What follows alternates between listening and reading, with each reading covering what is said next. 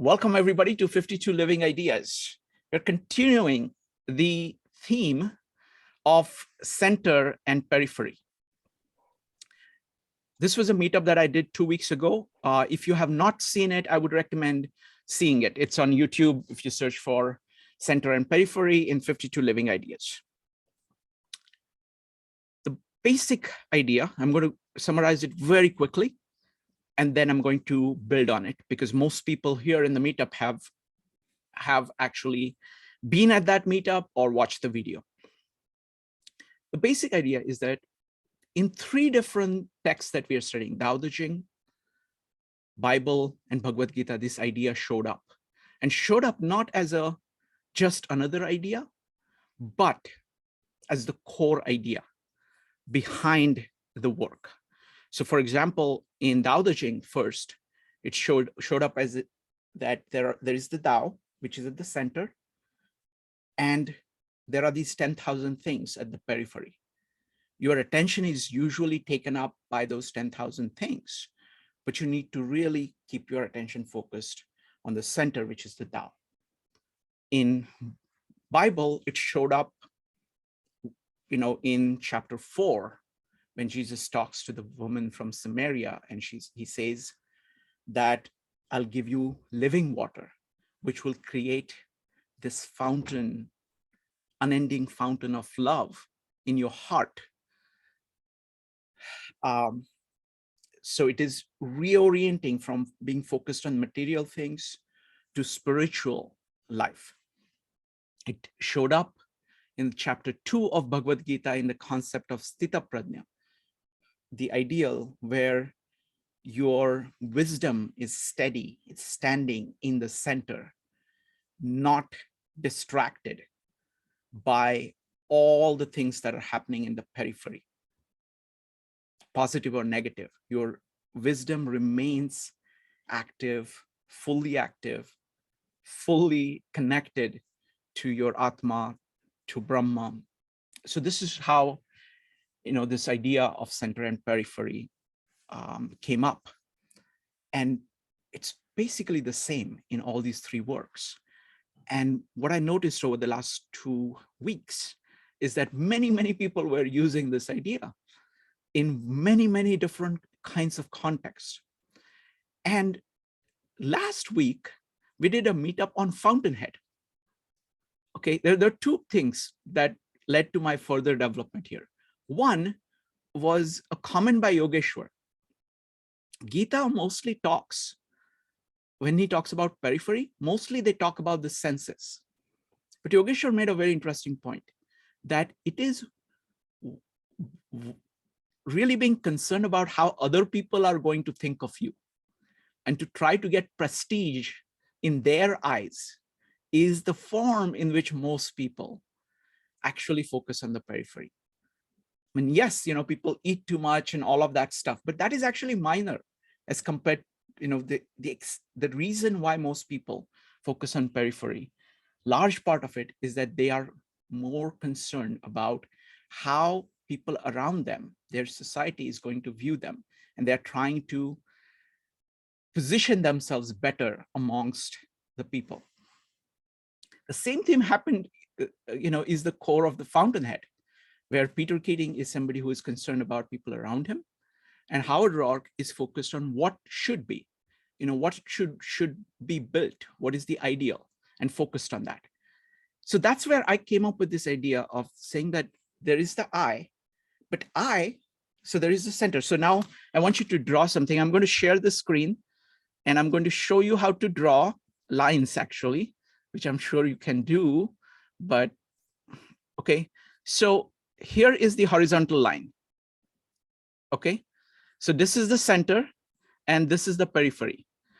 And what I'm saying is that there is a vertical axis here, like this. So if you could draw these 2 things, okay, on a piece of paper, just draw these 2 things. So over here, this is the kind of end of periphery. This is where the world is, where everything in the world is. This is the concept of God or the Dao or Brahma. And right here at the junction is your capacity to love. This is love here. And that's why, for example, Bhagavad Gita holds that the bhakti is the most important of the yogas. So I'm going to talk about it. So I just want to talk about these three things first. So if you could draw it, so just make sure, I just want to make sure, has everybody drawn? If you have drawn this, if you have pen and paper, if you're drawing, just say something you say yes or something, or exclamation mark, or just raise your hand. Okay, that's good. Okay, most people have raised it. Okay, very good. Okay, all right. So that's all. That's what I'm going to use. Okay.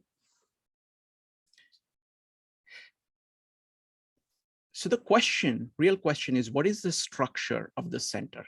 What is in the center? So today's meetup is about that. Now, again, I'm going to look at all three. I'm going to start with the Tao, Bible, and Gita. Now, of all these three, Tao has the least structure. Okay, and Tao is actually quite different from the other two, because Taoism actually exists alongside Confucianism in Chinese society. And Confucianism is actually providing some things which Tao does not have. And so there is this, yin and yang going on between the Tao and Taoism and Confucianism. So people say that at work you are a Confucian, at home you are Taoist, something like that. So it is like a combination of it. So on this structure of the center, the ideas that Taoism has are much simpler. So I'm going to start with Bible and then go to Gita. Okay. Now let's go back to the whiteboard here. All right.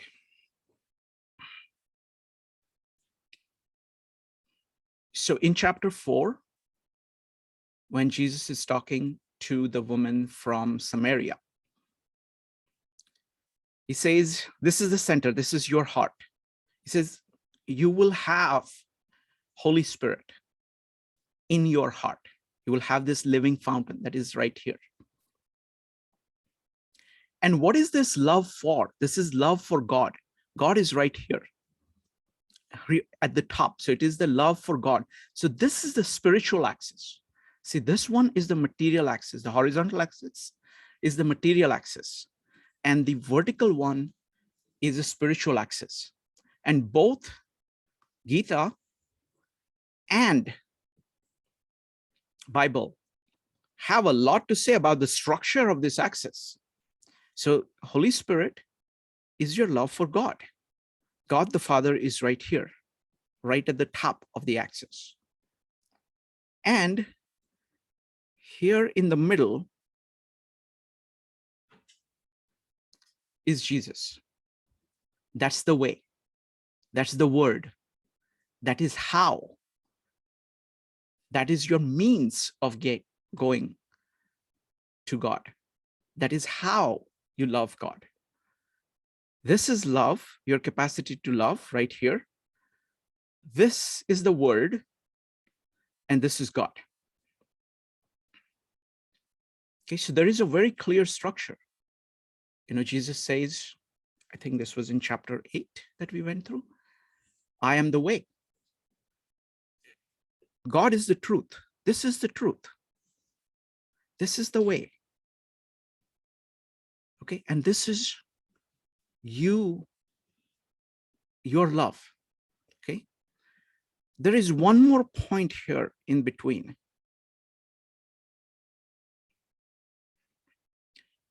And that you actually have to ask. You have to focus. You have to say yes to God. You have to have love. You have to have the way, and you have to keep asking. Nothing happens if you don't ask. It doesn't matter what you know. You have to ask. And this forms the part of the spiritual axis. in Bible. Okay.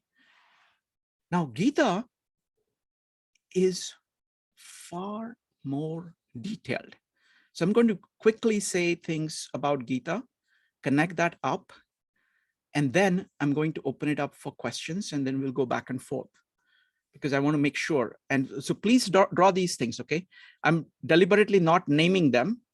Okay, so this one, but you can put, I would keep space, one, you can name all of them in Bible terms here. This is the Holy Spirit right here.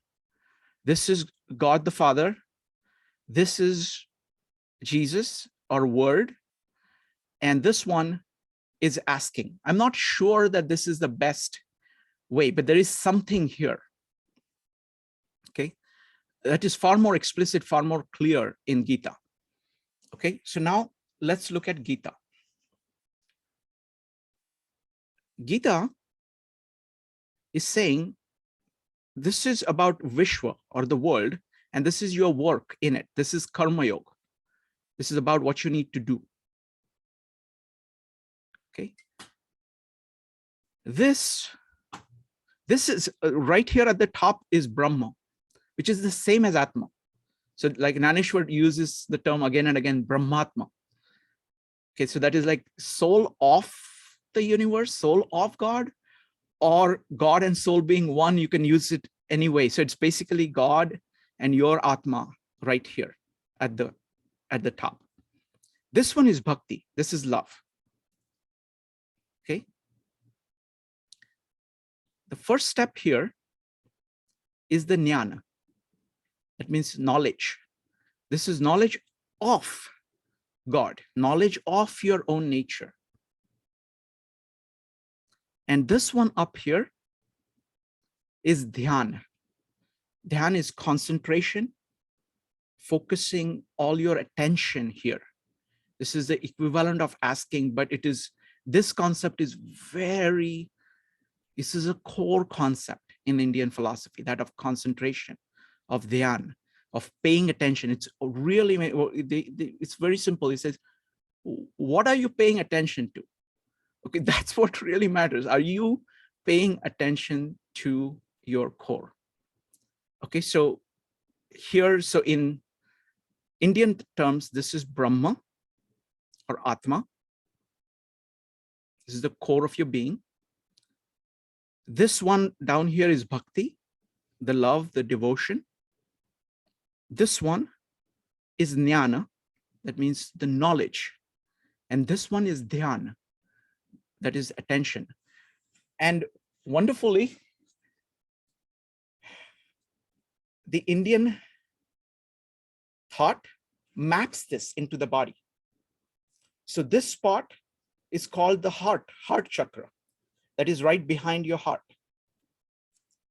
This one is in your throat. This is your speech, the word, what you're speaking. You're speaking the truth. This one is between your eyes here. This is your ability, the third eye, ability to concentrate. And this one is the crown of your head. So imagine this as being like a vertical axis in you. Okay, that's how Indian thought thinks of it. It also has two concepts here in the middle. Okay, there is one concept here, and there is one concept here. Okay, so before we come to these two, so this is Bhakti Yoga. This one is Jnana Yoga over here, and this one is Karma Yoga. And you see that Bhakti is right here at the junction. It is the way of getting, it is making God come on earth. It is, expression of divine, expression of the divine in Vishwa, in the world. The same idea in Bible. Okay, that's what you're trying to do. So you go on this axis, vertical axis, in order to go down here, in order to transform the world, to make it like the center. Okay. Now, much of the Gita talks about the relationship between this. This is karma, what you need to do, what you should be doing, which is based on your jnana, based on all the knowledge of yourself and world that you have. This is what you ought to be doing. Okay. But you have these, this is kamana, attachments to things, where you are reacting to things instead of doing what you should be doing. You're reacting positively or negatively to things you cannot control. So this is about attachment. So the entire part, a large part of Gita is about saying, do this without this. So do this at the end, engage with the world fully as you should, without getting distracted by positive or negative emotions. What is this here?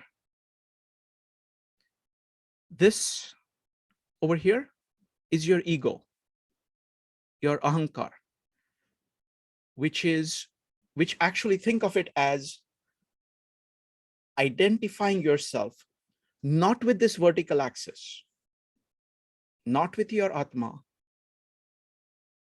or the knowledge of God, but with your body or external things, and having pride in that. So imagine it's like, this is your body, the boundary of your body. Instead of being focused on your core, you're focused on the body, what you have, your prestige around you. You're focused on the outside and you're taking pride in that. And because you're taking pride in that, you're going away from the core.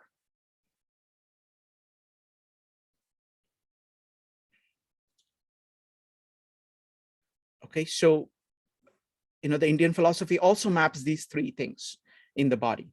Okay, so Indian philosophy has a very detailed view of these things.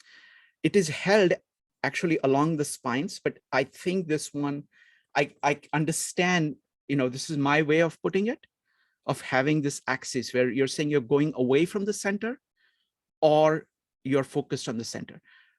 Always realize that when you're on this vertical axis, you're using the vertical axis to go directly over here.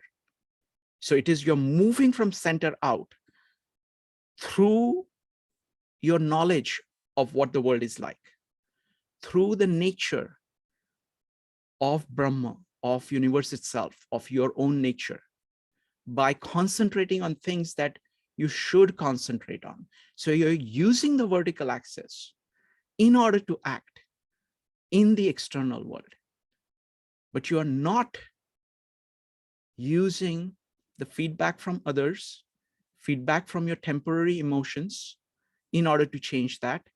And you're not attaching your self-worth, your self-value to something which is external, but keeping it focused on the internal. Okay, so this is the summary from Gita. Do you guys have all of this?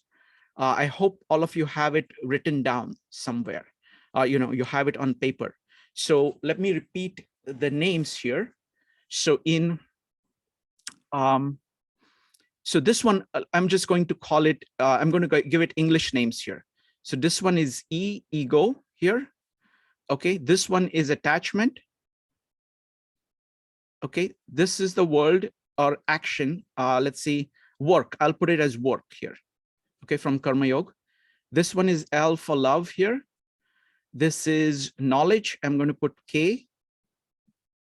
Okay, this is concentration. Okay, and this one, I'm going to call it Brahma. I'm going to call it B as Brahma or Atma. Okay, so I'm going to call it BA. I'm going to use the Indian term for it, but you can call it God if you want. Okay, so these are the terms that you can use to refer to this. So we're going to talk about the horizontal axis, which is the physical axis. There is a vertical axis, which is the spiritual axis. These are various concepts. Now, I do not know how clear I have been, whether it is very confusing, what you think of it. So go ahead. I'm going to first give me kind of overall comments about what you got so far. And then we will go to questions. So go ahead and give me just the first reactions first, and then we will go from there. Evanik, just a second. I want to make sure that everybody can unmute. Go ahead, Evanik. One word is amazing. Like it really helped me understand, especially with the Gita, with the Bhagavad Gita, it helped me understand it better, and the yokes, and putting it on the axis. And I think what was really the mind-blowing part is when you said, sorry, I'm just gonna flip back. When you said you're using the vertical axis to act in the world, that really was key for me, in that you're using your spiritual self to act in the world instead of acting from your ego. So I think that's a really powerful point, because if you're acting from your spirit, you're not worried about the externals. You're really concerned about how you're pleasing God, or how you're pleasing wait, what was it? I wrote it down, sorry. You're really trying to get to the Brahma or the Atma. Mm-hmm. And you're not concerned about what other people are doing. You're concerned about yourself. I mean, your spirit and your sensor. Wonderful. Thank you. Thank you, Evanik. So we'll have comments first, and then we can take more questions. I have plenty of time. I'm doing this just to talk to you guys. So Joe, followed by Jyoti. Joe, what do you think? I too appreciated it in the sense that it really kind of outlines the Gita for me very clearly. And I, kind of see this as a similar diagram to the true, real, and ideal. But it's actually kind of just drawing it a little bit differently, and it's actually incorporating more concepts into that diagram. So I think it's very helpful, because the true, real, and ideal diagram, where you had the word, you had Jesus, and you had God, and you had how these three things worked with the ideal, true, and then what is real, that those concepts integrated very nicely. And so this works in more concepts when you're talking about this in particular. I do have a couple questions, but I'll wait for those. Sure, I'll come to you as soon as Jyoti is done. I'll come to you. Okay. Jyoti. Yeah, just like everybody else said, it's a nice comprehensive diagram, very clear. My one comment is on the horizontal axis. Mm-hmm. At the periphery, you have added karma. Mm-hmm. And before that, you have added ego and attachment. Mm-hmm. So are we saying that karma is as a result of ego and attachment? No. Or yeah. No. Sorry, go ahead. Sorry to interrupt. Or that is a part of the vertical axis. Okay. So that's a great question. I'll answer that first, and then I'll go to Joe's questions. So what Gita is saying is that you do this, you go like this to karma. You use these axes to go to karma. You go like this. So you use your knowledge to shape your karma. You act from your Atma. You act in accordance with Brahma. You focus on this axis and say, what does it mean for your axis? What the horizontal axis is, the physical axis. So what you're doing is that you tend to become reactive. You tend to use your emotions and your kind of pleasure and displeasures, trying to impress people around you to shape what you do. Instead, you should be using the vertical axis. That's what it is saying. Ego too is a way. So what happens is that, as we were saying in Fountainhead, many people do not have, they do not focus on the vertical axis at all. So they don't have any of this stuff. So this whole stuff, give me a second here. Let me go back. So this whole thing is absent. So it's like this, it's on flat ground and they're just reacting to things around them instead of going to the core completely. And when you do that, it's not going to be in accordance with your core, according to your Atma. So the action goes up and out like that instead of this. Got it. Okay, thank you. Thank you. But great question. Thank you. Joe. Yeah, it was a good question. So when I map these two out, I also am seeing some of the differences in the two, in the two that I did. I didn't do the Dao. So where I'm seeing this, and I think that this, and I just want to make sure I'm thinking about this clearly, and I'm capturing it. The idea of concentration versus the idea of grace, or you have to ask for, grace, essentially. That this is the distinction between external and internal, right? So that you're asking grace from God, versus the concentration is sure. internal. No, let me clarify. I'm sorry to interrupt, but I want to clarify. I want to go back and forth to make sure that I communicate clearly, because these concepts are at such a high level that any kind of not having it clear can have negative impact. So I want to make sure that it's so I'm saying this one is all about you asking. So it is combination of you. So here I struggled to say what to put for Bible. One part of it is asking, that you have to ask, and that asking comes from within. It's nothing to do with outside. It is coming from within. Second candidate for that was faith, having faith in God. So those are the two candidates for that. But I think it is best understood. I mean, like, for example, in the Indian tradition, dhyan, concentration, is a far more well-developed idea. It is simply saying, keep your attention on what it should be kept. So here, what really matters is the core of you, the Atma and Brahma. So keep your attention on that. So that's how it maps, and this one maps. Go ahead. No, that's actually, that clears up everything for me. That's a very important point. So yeah, the other thing was I was just struggling with a little bit with the mapping of knowledge until you drew it out and answered to Jody's question. But everything else is very clear to me. So wonderful. And I want to point out again, for both Bible and Gita, knowledge is the knowledge of Atma. It is the knowledge of Brahma. It is the knowledge of God. That is what knowledge refers to. Like in modern parlance, the knowledge refers to knowledge of the physical world.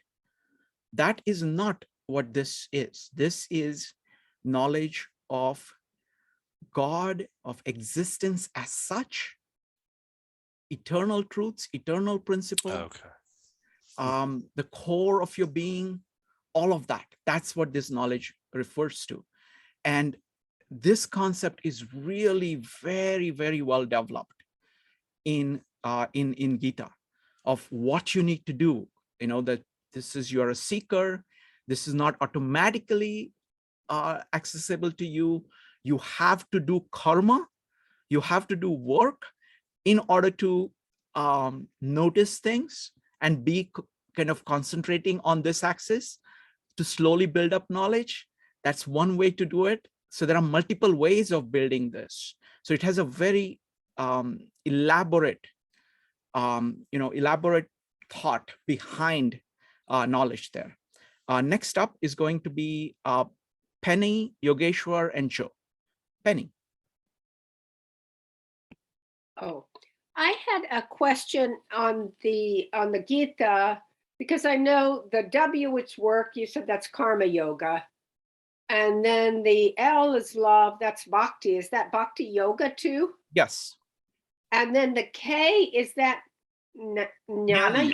Yes. And then the one above, that concentration, is there a yoga for that too? Yeah, it's called Dhyana Yoga or Raja Yoga.